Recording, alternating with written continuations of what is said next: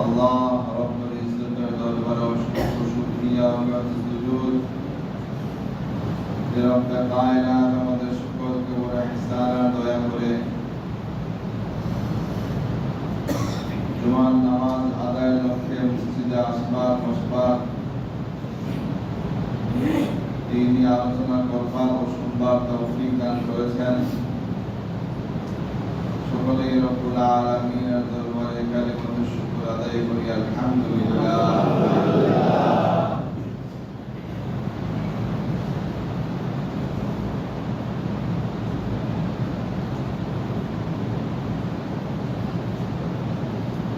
রব্বুল আলামিন আমাদেরকে যে নিয়ামত দান করেছেন, এই নিয়ামতের বিপরীতে শতবার কৃতজ্ঞতা প্রকাশ করা কোন বান্দার পক্ষেই সম্ভব নয়। কারণ সেক্ষেত্রে তাসালসুল আরবি, এটা একটা আরবি পরিভাষা। একটা বাক্য লাজেম হলে পরেরটাও এরকম বাধ্যবাধকতা হবে। যেমন শিকলের মতো, শিকল আপনি যত লম্বাই বানান না কেন, একটা আরেকটার উপর নির্ভরশীল। কি বলেন? একটা কখনো শিকল হয় না, হয় একটা শিকল হয় না। কমপক্ষে তিনটাও যদি হয় তাও শিকল হয়, তাই না? যেটা আমরা বিভিন্ন দরজা লাগাইতে দেখি, 3 করার শিকল, 4 করার শিকল, তাই না? অনেক লম্বা করা যদি শিকল বানানো হয়, একটা আরেকটার উপর নির্ভরশীল। মানুষ আল্লাহ তাআলা তাকে নেক আমলের সুযোগ তৈরি করে দিয়েছেন। একটা নেক আমলের জন্য সে কৃতজ্ঞতা প্রকাশ করবে, শুকরিয়া আদায় করবে, এইটাও আল্লাহ তাআলার তৌফিকই সম্ভব। কি বলেন? আগের নিয়ামতের শুকরিয়া আদায় করেছে, যে আদায় যে করেছে এটা তো একটা নিয়ামত, এটার জন্য আবার শুকরিয়া আদায় দরকার, ওইটার জন্য আবার শুকরিয়া আদায় দরকার।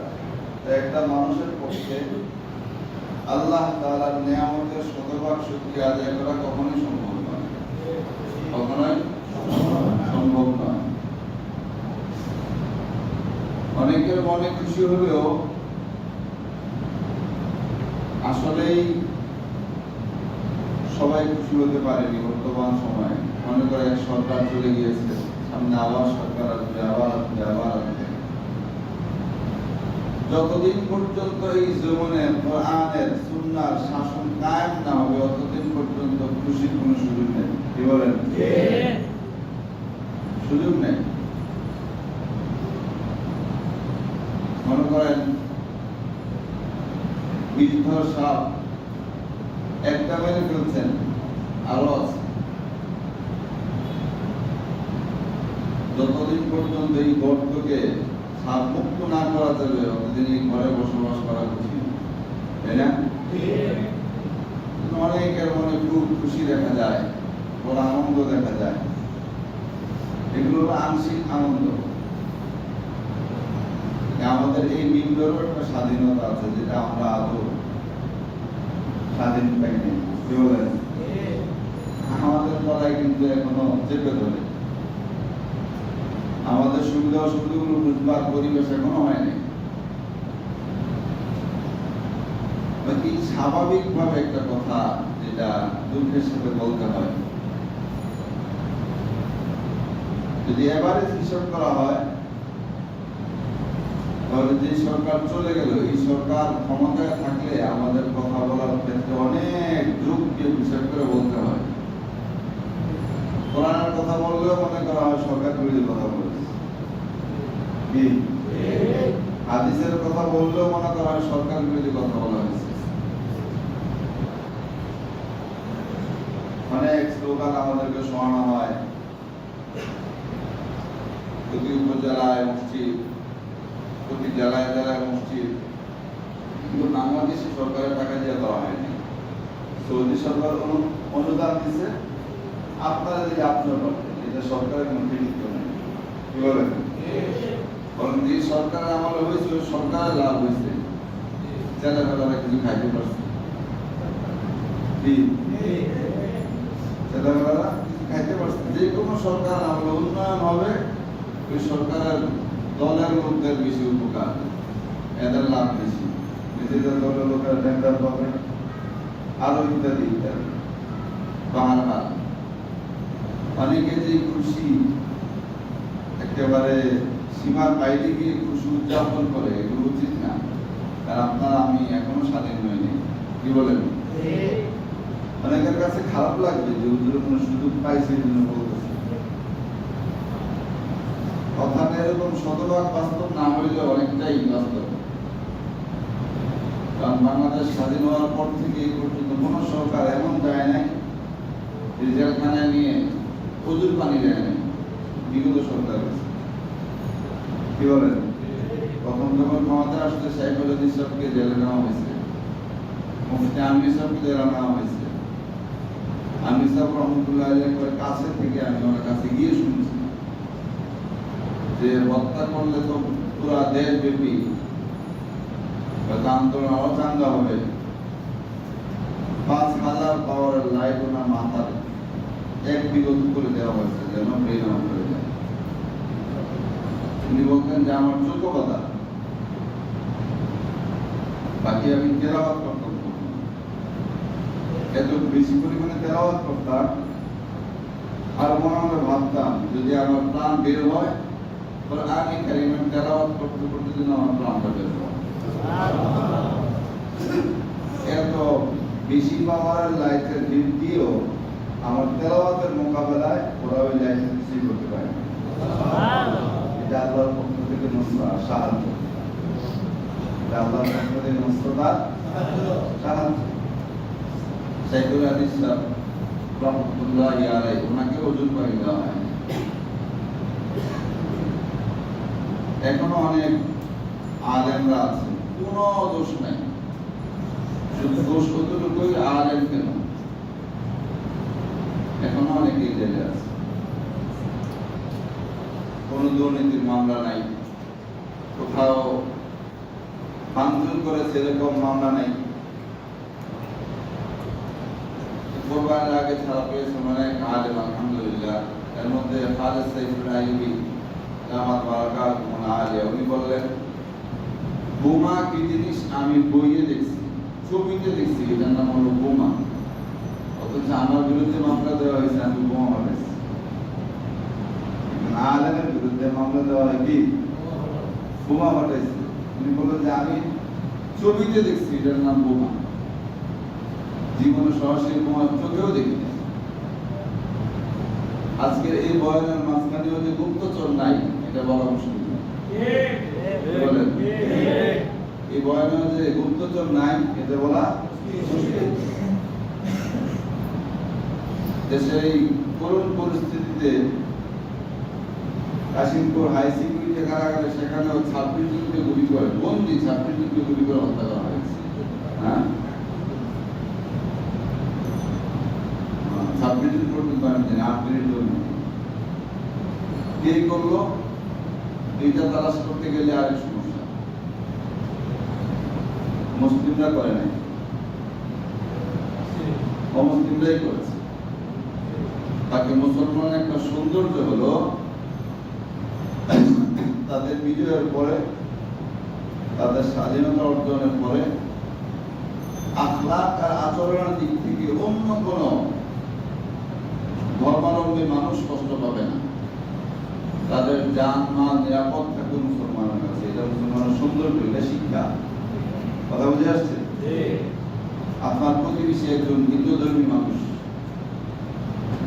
তার জান মাল নিরাপত্তার জিম্মাদারি আপনার। তার একটা ব্যবসা প্রতিষ্ঠান আছে, ওই ব্যবসা প্রতিষ্ঠানের নিরাপত্তার জিম্মাদারি আমার আপনার। তার উপাসনালয় আছে, ওই উপাসনালয়ের হেফাজত করা, নিরাপত্তা নিশ্চিত করা, এইটা আমার আপনার দায়িত্ব। করবো তো ইনশাআল্লাহ। ইতিমধ্যে অনেকে আমরা বলতে শুনি যে প্রতিবেশী আছে বিধর্মী, তার সাথে বাজে ব্যবহার করতেছে। হ্যাঁ, প্রতিবেশী দোকানদার আছে ব্যবসায়ী বিধর্মী, তার সাথে বাজে ব্যবহার করা হচ্ছে। আলহামদুলিল্লাহ আমাদের এই এলাকায় যদিও এরকম বড় কিছু নেই, এরপরেও কতটুকু সুযোগ একে অপরকে দেওয়া উচিত হবে না। একজন বিধর্মী তার পাশে আছে, তার সাথে খারাপ ব্যবহার করে। আর বিধর্মীরা তো ভালো ব্যবহার জানেই না, কি বলেন? জানে? এগুলো পাগল। পাগল না হলে মূর্তি পূজা করে কি করে? কি বলেন? পাগল না হলে মূর্তি পূজা করে? সুস্থ বিবেকের মানুষ হইলে কোরআনে কারীম আসার পরেও আর কোনো কিতাব সহিহ আছে এটা বলে বিশ্বাস করে? এজন্য আজকে আমি সূরা ফাতিহা তেলাওয়াত করেছি। প্রথমত হলো আমাদের সক্রিয়তা আমাদের জানতে হবে, দ্বিতীয়ত হলো অন্যদের উপরে আমাদের শ্রেষ্ঠত্ব এটা আমাদের বুঝতে হবে। এই দেশে কখনো সরাসরি ওলামায়ে কেরামের তত্ত্বাবধান ছাড়া যত সরকারি আসুক, বৈষম্যের কথা যাই বলা হোক, ইসলামের ক্ষেত্রে চুলকানি সবার আছে। কি বলে? ইসলামের ক্ষেত্রে চুলকানি সবার আছে। গত রাতের কথা ঢাকার বিভিন্ন দেয়ালে এখন বিভিন্ন দেয়ালে লেখা হচ্ছে, বিভিন্ন কিছু লেখা হচ্ছে। কেউ বাংলাতে লিখতেছে, কেউ ইংরেজিতে লিখতেছে। আরবিতে লিখতে গেলেই অনেকের চুলকানি শুরু হয়ে যায়। গতকাল ঢাকা বিশ্ববিদ্যালয়ের বিভিন্ন দেয়ালগুলোতে তখন লেখা হচ্ছে, কেউ বাংলাতে লিখতেছে, কেউ ইংরেজিতে লিখতেছে। আরবিতে কি লেখা হয়? কোরআন কারীমের আয়াত লেখা হয়, বিভিন্ন দোয়া লেখা হয় দেয়ালগুলোতে। বিশাল একটা দেয়ালের মধ্যে প্রায় শেষের দিকে দেখতে। এখানে তো সরকার থেকে কোনো খরচ নেওয়া হচ্ছে না, কোনো গোষ্ঠী থেকে খরচ নেওয়া হচ্ছে না, প্রত্যেকে নিজেদের উদ্যোগী করা হচ্ছে। কিন্তু কোরআনে কারীমের আয়াত সম্বলিত একটা দেয়ালিকা, দোয়া সম্বলিত একটা দেয়ালিকা লেখা প্রায় শেষের দিকে, সেখানে গিয়ে সবটুকু মুছে দেওয়া হয়েছে। আপনি কি মনে করেন যে স্বাধীন হয়েছে? কোথায় বৈষম্য বিরোধী আলোচনা? ইসলামের কথা যখন বলা হয় তখনই চুলকানি শুরু হয়ে যায়। কোরআনের কথা যখন বলা হয় তখন চুলকানি শুরু হয়। হাদিসের কথা যখন বলা হয় তখন একতরফা নিয়ে যাওয়া হয়। এগুলো সব আইওয়াস। যতদিন পর্যন্ত ওমর রাদিয়াল্লাহু তাআলা আনহু খলিফা অথবা ওমর ইবনে খাত্তাব অথবা ওমরাইন দুনিয়াতে ওমর ইবনে আব্দুল আজিজের মতো যদি খলিফা না আসে দুনিয়ায়, তখন পর্যন্ত আপনি দরজা খুলে ঘুমানোর পরিবেশ পাবেন না।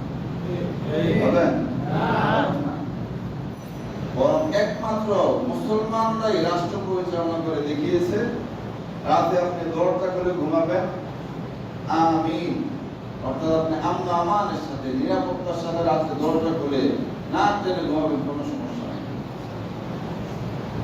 বিধর্মীদের মধ্যে এরকম প্রতিষ্ঠা, রাষ্ট্র পরিচালনা করা, রাষ্ট্র প্রতিষ্ঠা করা এটা কারোর পক্ষে সম্ভব হয় নাই, হবেও না।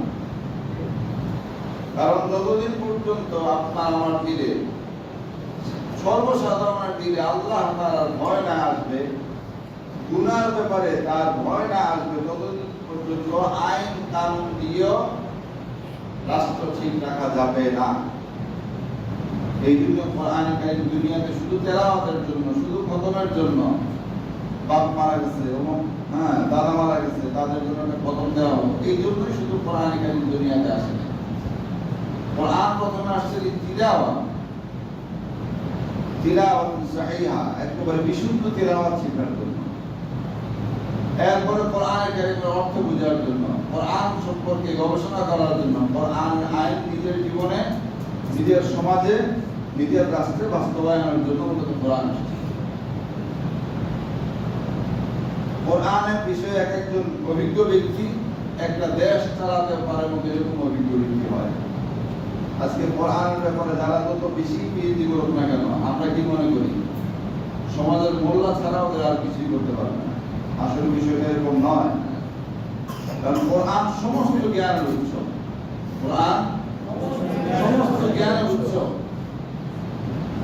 যার কাছে সমস্ত জ্ঞানের উৎসটা থাকে সে তো সর্বজ্ঞানী জ্ঞানী, সে সর্বজ্ঞানে জ্ঞানী। কিন্তু কজন আলেমকে আমরা জ্ঞানী মনে করি? আমরা মনে করি আমাদের প্রতিষ্ঠান চাকরি করে, আমরা দান দক্ষিণে দিয়ে এদেরকে চালাই, সুতরাং এরা আমাদেরকে কি বলবে আর আমরা ওদের কথা কি শুনবো, এই মানসিকতা নিয়ে অনেকে চলে, তাই না? তাহলে আপনার মানসিকতা ঠিক হয় নাই, আমার মানসিকতা ঠিক হয় নাই, তাহলে কোরআন ইজ্জত করলাম কিভাবে? আল্লাহ তাআলা আমাদের বুঝবার তৌফিক দান করেন। আমিন। কিছু কথা অনেক সময় কষ্ট চলে আসে, যে মিম্বর থেকে সত্যের আওয়াজ উঠানো হবে, এই মিম্বরগুলো আজকে অনেক জায়গায় খালি তেলায় তেলায় আলোচনা করা হয়, তেলায় তেলায় আলোচনা করা হয়। আমাদের কাছে অনেক সময় সংবাদ আছে, যেমন যা একটু খোলামেলায় বলি, মরহুম শেখ মুজিবুর রহমান, ওনাকে তো আমরা আসলেই শ্রদ্ধা করি, ওনার জায়গা থেকে আসলেই শ্রদ্ধা করি, কিন্তু রহমতুল্লাহ আলাইহি বলতে হবে কেন?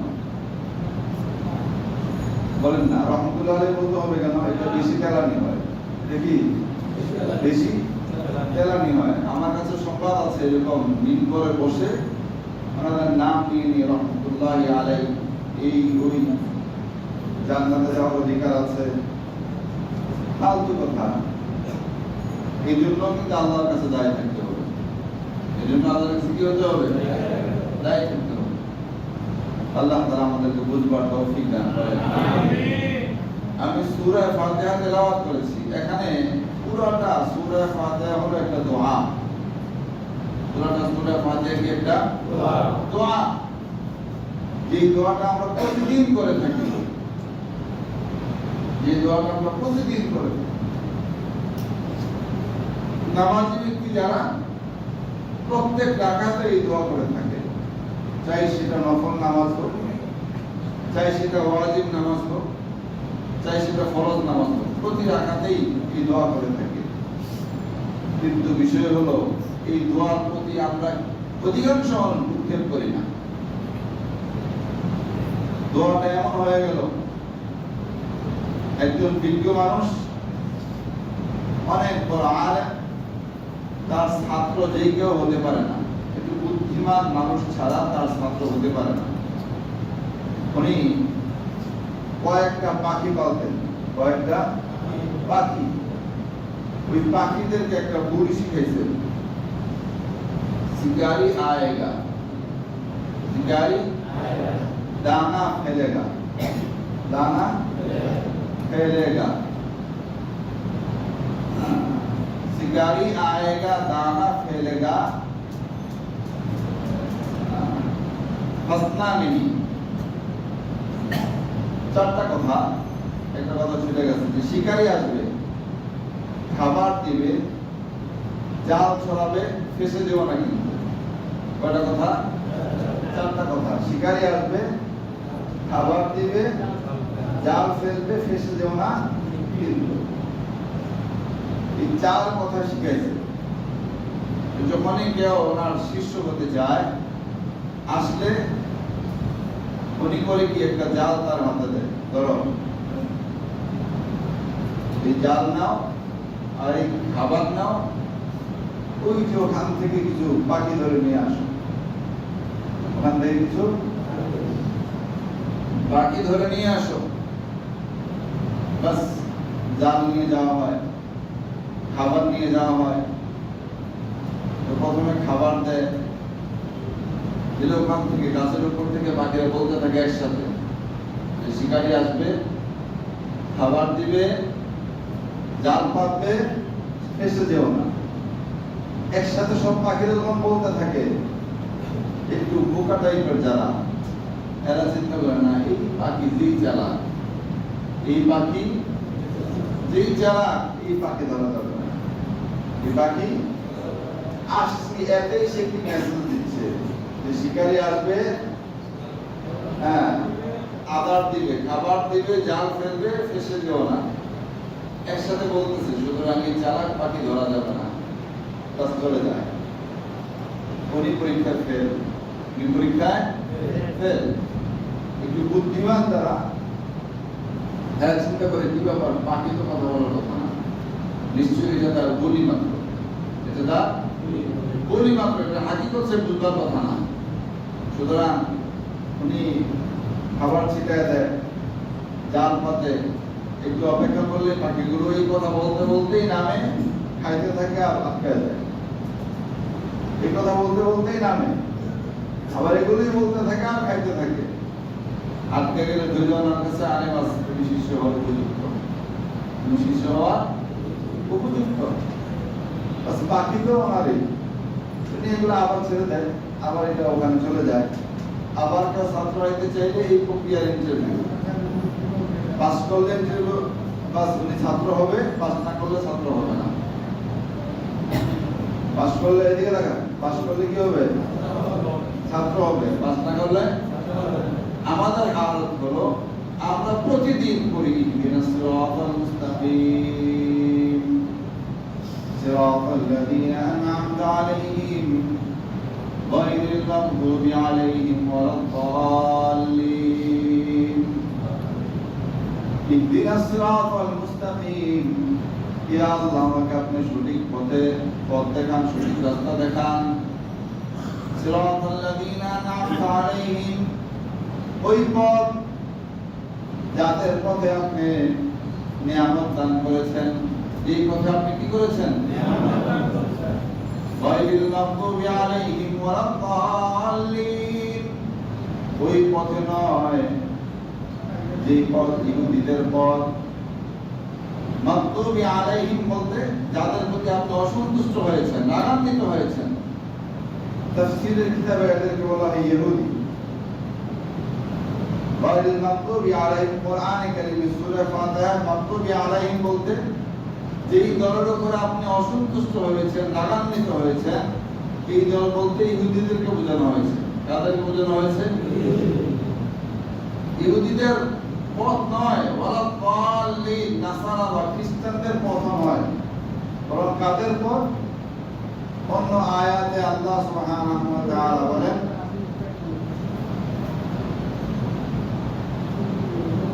অন্য আয়াতে আল্লাহ সুবহানাহু ওয়া তাআলা বলেন,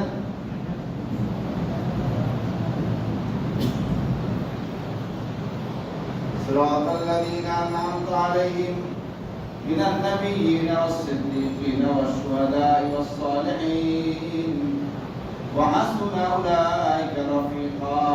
নবীদের পথ, সিদ্দীকদের পথ, শুহাদাদের পথ, সালিহিনদের পথ, এই পথে আপনি আমাকে পরিচালিত করুন।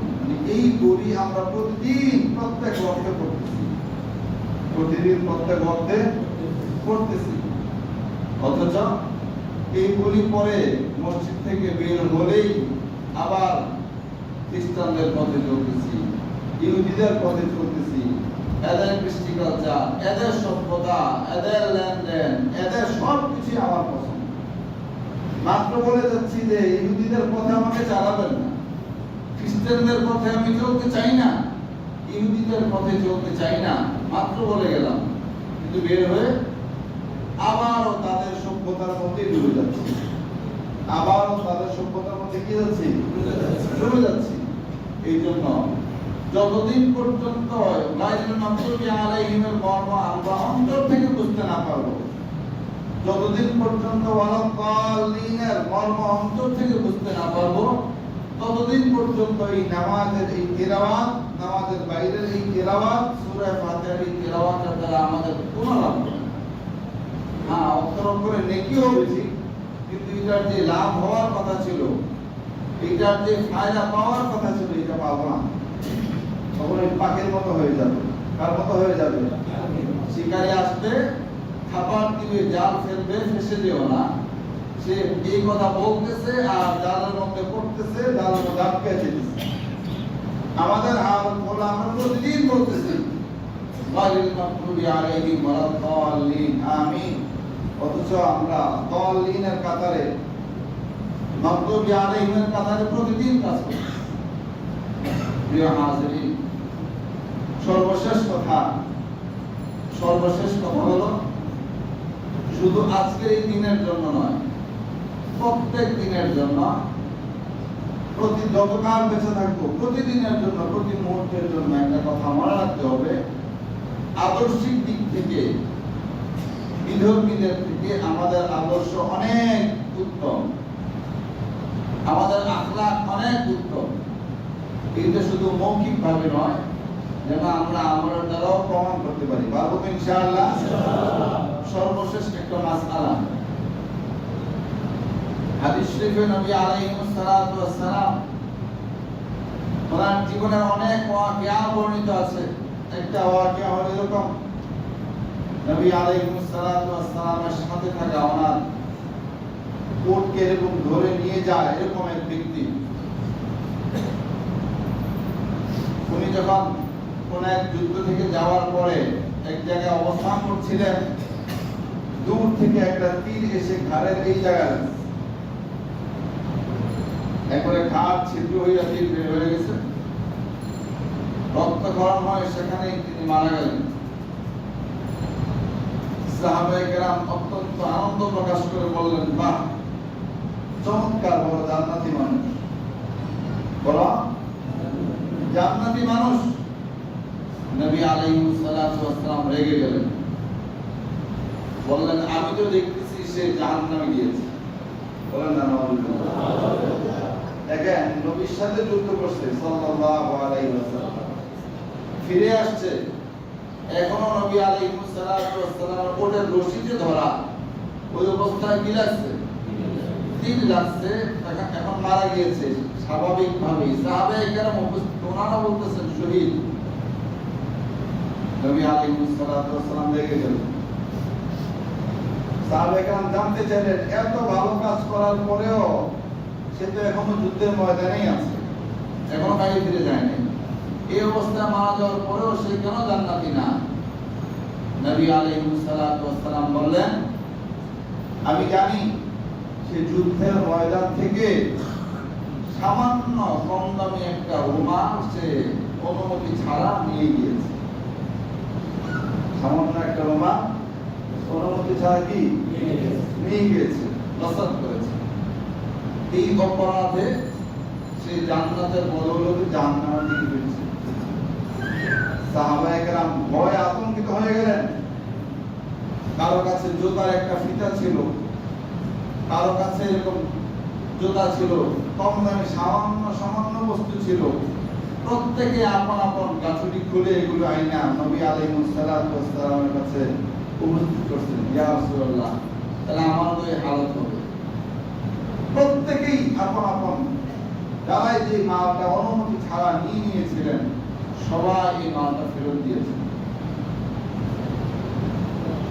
প্রিয় হাজিরিন, আজকে বাংলাদেশের চিত্র যদি আমরা দেখি, গণভবন থেকে শুরু করে আমাদের বিশ্ব রোডের মাঝ পর্যন্ত নিরাপদ? কথা বলেন, নিরাপদ? গণভবন থেকে বিশ্ব রোডের মাঝ পর্যন্ত নিরাপদ না। এই আমল নিয়ে যদি আল্লাহর কাছে যাওয়া হয়, বলেন তো জান্নাতি না জাহান্নামী? এটা আমরা সার্টিফিকেট দিতে পারবো না, বাকি হাদিস যেটা শোনাই দিলাম, সেখানে দরবারে রিসালাতে রাসূল আকরাম সাল্লাল্লাহু আলাইহি ওয়াসাল্লাম যে যুদ্ধে আছে, যে যুদ্ধে উনি নিজে পরিচালনা করছেন, এমন যুদ্ধে থাকা অবস্থায় একটা লোক মারা গিয়েছে। অপরাধ কি করেছিল? সামান্য কম দামি ছোট্ট একটা রুমাল না বলে নিয়েছিল। আজকে আমার এই মেসেজ যারা শুনতেছেন, যারা শুনলেন, সকলের প্রতি উদারতা আহ্বান থাকবে, যদি আপনাদের কারো কাছে রাষ্ট্রের একটা সুতাও থেকে থাকে, যে পুরাতন একটা সুতা, পুরাতন একটা রশি আছে, মনে করতে হবে এইটা জান্নাতের পথে বাধা হয়ে দাঁড়াবে। এটা জান্নাতের পথে কি হয়ে দাঁড়াবে? বাধা হয়ে দাঁড়াবে।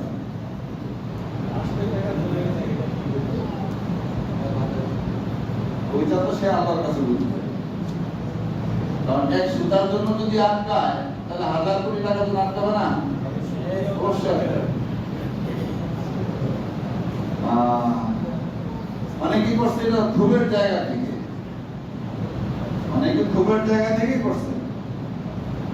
আমাকে এক ভাই বলতেছে, হুজুর এই মাছটা আমার জন্য খাওয়া যায়, কারণ আমার তো 8-10 লাখ টাকা খেয়ে ফেলছে অমুকে। কি আমার কমিটি কি করছে?